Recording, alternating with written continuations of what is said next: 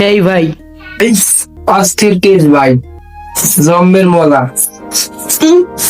শোনেন, এই পাকুড়া আপনারা মজা করে খাইছেন, তাহলে আমার ভিডিওটা পুরোপুরি দেখবে। দলে মোরা অনেকজনই আছি, কিন্তু কাটবে আজকে একজনই। পাতাকপি কাটতে আসে দেখতে আসেন, আর এক ভাই পাশে বইয়ে সাজেশন দিতে আসে। পেঁয়াজ আরও অনেক কিছুই আমরা লগে লাগাইছি, আস্তে আস্তে সবই আপনাকে দেখামো। একজনে কাটাকাটি করে আগুইতে পারে না দেখিয়া লগে আর একজন বয় দিছি, দুইজনে মিললে কাটতে আসে। এখন পেঁয়াজ কাটা শুরু হয়েছে কেবল, আস্তে আস্তে আরও অনেক কিছু কাটা লাগবে। সামনে কত কিছুই আছে, আপনারা তো দেখতেই পাইতেছেন। হাবিজাবি কাটাকাটি শেষ, এখন মশলা দেওয়ার পালা।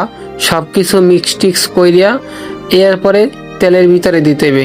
কিন্তু কি কি মশলা লাগে দেখেন, লবণ লাগে, তারপর পেঁয়াজ লাগে, হলুদ লাগে, রসুন লাগে, মশলা আরও এই জিরা লাগে, ধনিয়া পাতা লাগে।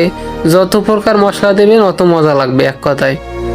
এই সমস্ত প্রকার মশলা মিশানোর পরে এরপরে দিতে হবে ডিম।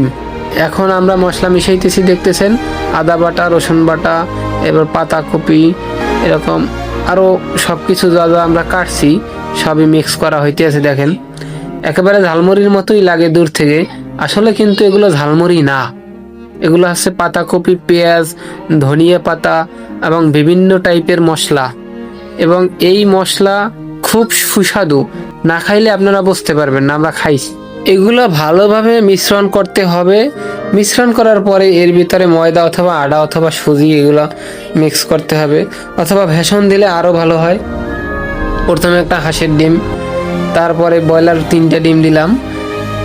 এই ডিমগুলো ভালোভাবে মিশ্রণ করতে হবে।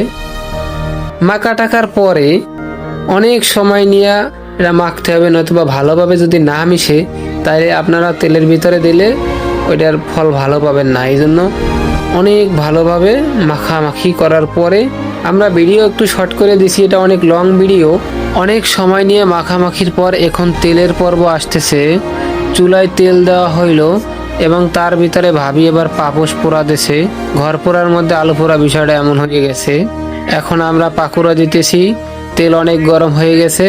পাকুড়া হইতে ভালো সময়ই লাগে, কিন্তু ভিডিও শর্ট করে দেওয়া হয়েছে যাতে আপনারা ধৈর্য হারা না হন।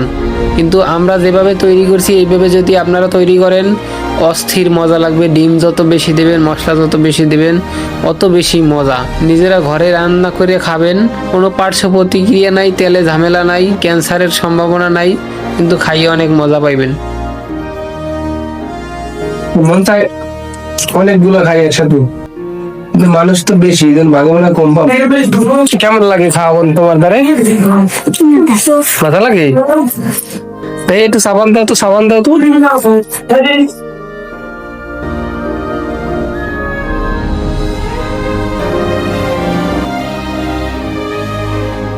পাতাকপিটা এই পাকুড়া কেমনে বানাইছেন?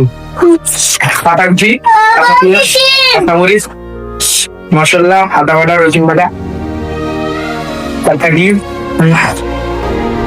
রহেন দেও কিনা দেবো, বহুত খাই, কিন্তু এত মজা লাগে না।